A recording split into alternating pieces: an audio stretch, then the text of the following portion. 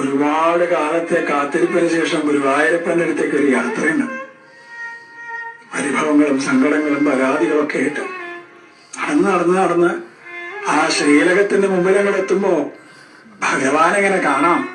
ശംഖും ചക്രവും ഗതയും പങ്കജവുമായിട്ട് ചക്രവർത്തി ഭാവത്തിലുള്ള ഭഗവാന്റെ രൂപം അതങ്ങോട്ട് കാണുമ്പോ കണ്ണ് നിറഞ്ഞൊഴുകും, തൊണ്ടയിടതും എല്ലാം മറന്നു പോവും.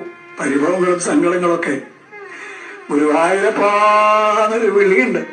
ആ സമയത്ത് ശ്രീലകത്തുനിന്നൊരു നോട്ടമുണ്ട്. കാരുണ്യത്തിന്റെ കടലായ കണ്ണന്റെ നോട്ടം.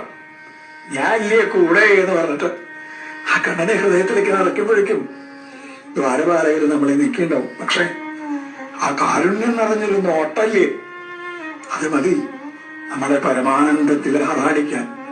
കൃഷ്ണ ഗുരുവായൂരപ്പ.